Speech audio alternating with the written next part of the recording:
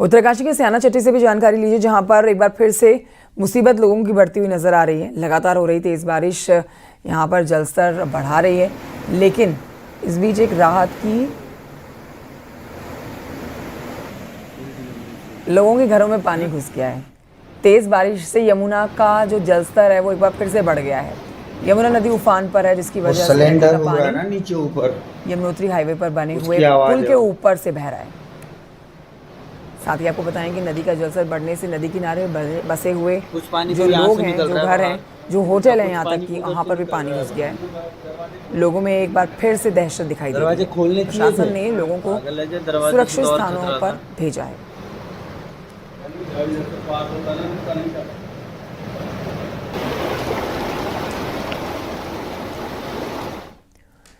उत्तराखंड में बारिश का दौर अभी जारी रहने वाला है और 2 सितंबर तक बारिश से कोई राहत नहीं मिलने वाली है। मौसम विज्ञान केंद्र ने देहरादून के साथ ही 6 जिलों के लिए बारिश का येलो अलर्ट जारी किया है। पिछले 24 घंटे में बारिश के कई रिकॉर्ड टूटे हैं। मौसम विभाग के मुताबिक सामान्य से 150% ज़्यादा तक बारिश हुई है। देहरादून में 74 साल का रिकॉर्ड टूटा है। 1951 के बाद अगस्त 2025 में सबसे ज़्यादा बारिश रिकॉर्ड की गई है। उत्तरकाशी में सामान्य से 380% ज़्यादा बारिश हुई है। उधर चमोली में भी सामान्य से 169% ज़्यादा बारिश दर्ज की गई है। रुद्रप्रयाग में भी 195% ज़्यादा और उधम सिंह नगर में भी सामान्य बारिश से 275% ज़्यादा बारिश दर्ज की गई है।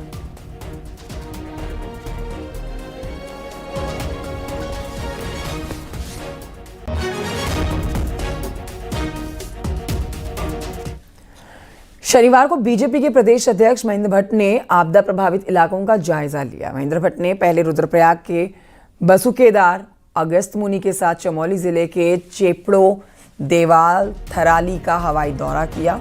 बादल फटने के बाद हुए नुकसान का जायजा लिया। इसके बाद महेंद्र भट्ट चेपड़ो गांव में पहुंचे, वहां भी उन्होंने निरीक्षण किया।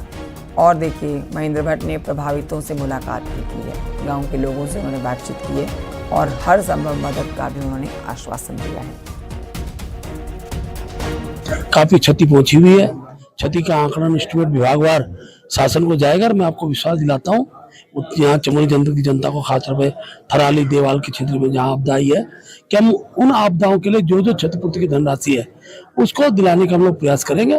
और मैं आज सुबह हेली सर्वे मैंने देवाल का भी किया था, उस स्थान पर भी जो क्षति हुई है और जो हताहत हुए हैं उनके प्रति मैं अपनी संवेदना व्यक्त करता हूँ। वहीं शनिवार को रुद्रप्रयाग जिले के प्रभारी मंत्री सौरभ बहुगुणा भी आपदा प्रभावित इलाकों को देखने के लिए पहुंचे, जायजा लेने के लिए पहुंचे। निरीक्षण उन्होंने किया। सियूर बांगर इलाकों में बहुगुणा पहुंचे और प्रभावितों से मुलाकात भी की। सौरभ बहुगुणा ने वहां तैनात अधिकारियों से राहत और बचाव कार्य में तेजी लाने के निर्देश दिए हैं।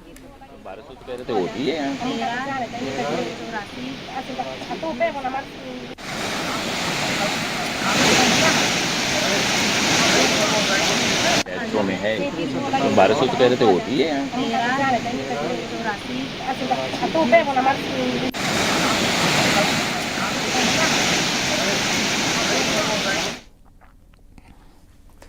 मुख्यमंत्री पुष्कर सिंह धामी के निर्देश पर सरकारी जमीन से अवैध धार्मिक निर्माण हटाने का अभियान लगातार जारी है।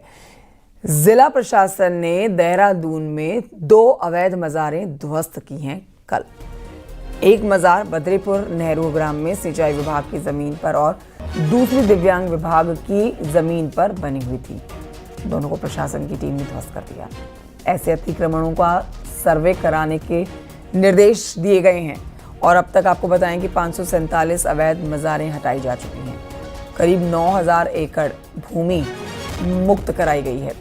सीएम धामी ने साफ किया है कि देवभूमि की सांस्कृतिक पहचान से छेड़छाड़ बर्दाश्त नहीं की जाएगी और दोषियों के खिलाफ सख्त कार्रवाई होगी।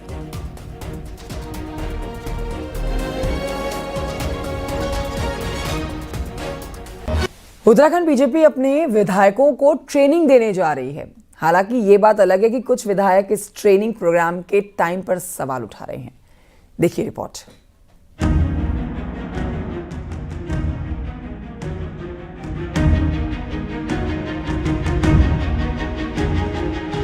बीजेपी सितंबर में अपने विधायकों के लिए ट्रेनिंग सेशन करवाने जा रही है, 3 दिन के ट्रेनिंग प्रोग्राम में बीजेपी के विधायकों को पार्टी की रीति नीति से लेकर संसदीय कार्य के दौरान विधायकों के आचरण और जनता की अपेक्षा पर कैसे खरा उतरा जाए, इसके गुर सिखाए जाएंगे। बकायदा दिल्ली से ट्रेनिंग देने के लिए टीम बुलाई जाएगी। तो विधायकों का प्रशिक्षण एक तो पार्टी की रीति नीति का सब्जेक्ट उसमें रहता है, ये एक संसदीय कार्य, उसको किस तरह से विधानसभा के सत्र वगैरह के संचालन में उसको अपनी भूमिका निभानी है। और तीसरा ये कि क्योंकि विधायक जो है जनता की अपेक्षाओं के अनुरूप खरा उतरे अपने क्षेत्र में और उससे क्षेत्र का विकास भी हो, पार्टी की छवि भी निखरे उस क्षेत्र में। वैसे बीजेपी विधायकों को लगता है कि इस ट्रेनिंग प्रोग्राम का अब कोई फायदा नहीं है, अब समय कम है और चुनाव में जाने का समय करीब आया है। ट्रेनिंग प्रोग्राम चुनाव के ठीक बाद होने चाहिए थे। मैं समझता हूँ समय बहुत निकल गया है और बहुत थोड़ा समय रह गया है, मुश्किल से 1.5 वर्ष भी अब हमारे पास नहीं रहा है। और ट्रेनिंग कराएं अच्छी बात है, क्योंकि बाकी के 1.5 वर्ष तो कम से कम उसका लाभ मिल सकता है, लेकिन अब क्षेत्र पे फोकस करने की आवश्यकता है क्योंकि समय बहुत कम है। वैसे पिछले करीब 4 साल में बीजेपी के कई विधायकों को अगर ट्रेनिंग दी गई होती तो पूर्व कैबिनेट मंत्री प्रेमचंद अग्रवाल, विधायक दुर्गेश्वर लाल और मंत्री सुबोध उनियाल के घर के बाहर धरने वाले प्रकरण जैसे मामलों से हुई फजीयत से पार्टी बच जाती। न्यूज़ 18 के लिए देहरादून से भारती सकलानी की रिपोर्ट।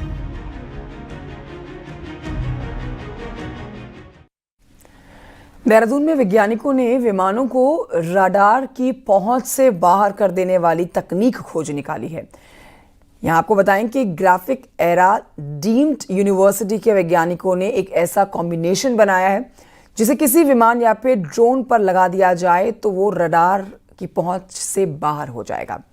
केंद्र सरकार ने इसका पेटेंट ग्राफिक एरा के वैज्ञानिकों के नाम दर्ज कर दिया है।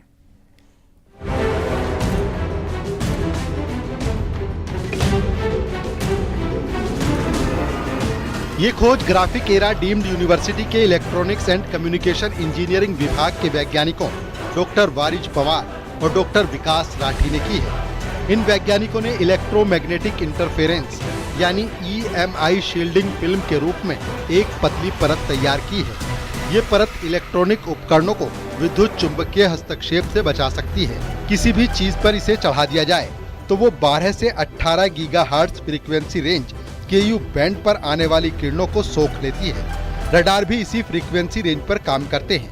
इसकी परत चढ़ा दी जाए तो रडार से छोड़ी जाने वाली किरणों को विमान ऑब्जर्व कर लेंगे। इस खोज से बने पदार्थ को किसी भी सतह पर पेंट की तरह लगाया जा सकता है और परत की तरह भी चढ़ाया जा सकता है। हमें एक ऐसी कंडक्टिंग फ्लेक्सिबल शीट पे इंडियन पेटेंट ग्रांट मिला है जिस शीट का उपयोग हम हाई फ्रिक्वेंसी वेव्स को एब्जॉर्ब करने में मदद मिल सकती है। इस तरह की शीट का उपयोग हम एरोप्लेन और ड्रोन की कोटिंग में कर सकते हैं जो कि रडार से बचने के काम आ सकते हैं। इस बड़ी खोज का पेटेंट मिलने से ग्राफिक एरा में जश्न का माहौल है। ये इस यूनिवर्सिटी की पहली खोज नहीं है, बल्कि ग्राफिक एरा के नाम नई खोजों के 113 पेटेंट दर्ज हो चुके हैं। ग्राफिक एरा के चेयरमैन प्रोफेसर कमल घनशाला ने इस खोज के लिए दोनों वैज्ञानिकों को सम्मानित करते हुए इसे एक बड़ी कामयाबी बताया। ये बड़ी खोज वैज्ञानिकों की कई साल की मेहनत का नतीजा है। इस पेटेंट के कार्य को सफल बनाने के लिए हमने कई साल अपनी लैब में मेहनत की। कम से कम 2-3 साल की मेहनत के बाद हमने 200 से लेकर 300 डिफरेंट सैंपल्स बनाए, डिफरेंट कॉम्बिनेशंस में उनको हमने लैब में टेस्ट किया। तब जाकर हमें एक वैसा रिजल्ट मिल पाया जो कि एक फ्लेक्सिबल EMI शील्ड बनी और वो एक एब्जॉर्ब कर रही है रेडिएशंस को 12 गीगाहर्ट्ज से 18 गीगाहर्ट्ज तक। आज जब केंद्र सरकार ने इस पेटेंट को ग्रांट किया है तो ये हमारे लिए और ग्राफिकर परिवार के लिए एक अत्यंत खुशी की बात है। किसी विमान का रडार पर नजर न आना आधुनिक युद्धों का अंदाज और परिणाम भी बदल सकता है। इसका उपयोग रक्षा, aerospace, guided missile, electronic warfare और सैटेलाइट कम्युनिकेशन के क्षेत्र में भी किया जा सकता है। Bureau report, news 18 Uttarakhand.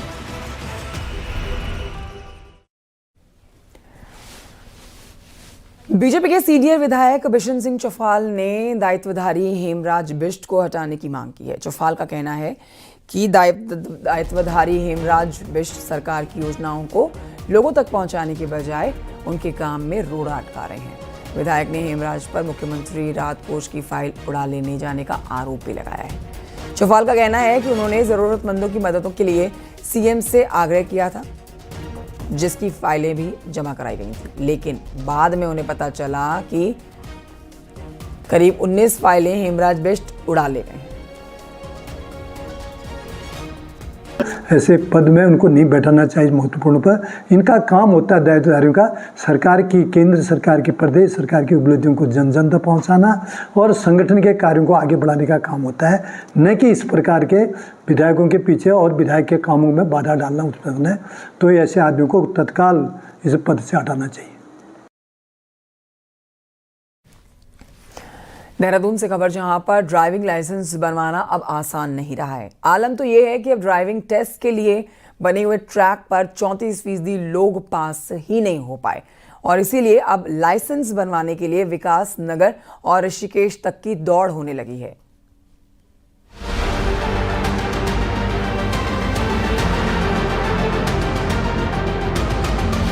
Dehradun में पहले 4 व्हीलर के लिए ही लाइसेंस बनवाना आफत होती थी, लेकिन अब लोगों का कहना है कि 2 व्हीलर के लिए भी लाइसेंस आसानी से नहीं बन पा रहे। ड्राइविंग ट्रैक के चलते कई लोग इस टेस्ट को पास नहीं कर पा रहे हैं और इसीलिए बड़ी संख्या में लोगों के लाइसेंस नहीं बन पा रहे। हालांकि सख्ती को लोग जरूरी भी मानते हैं। आजकल इतने सारे एक्सीडेंट्स हो रहे हैं तो इसके लिए टेस्ट तो कंपलसरी होना चाहिए, क्योंकि मैंने बहुत सारे ऐसी वीडियोस देखी है जो ट्रैक पे तो आ जाते हैं और लाइसेंस बनवाने आ जाते हैं, लेकिन उन्हें चलानी नहीं आती है। एकदम जो नए नए ड्राइवर हैं जिन्होंने अभी मतलब 1 या 2 हफ्ते हुए, जिन्हें उन्हें थोड़ी मुश्किल पड़ सकती है, लेकिन जो काफ़ी टाइम से चला रहे हैं, एक्सपीरियंसड है, वो लोग कर लेंगे। इतना मुश्किल नहीं है यहाँ पे।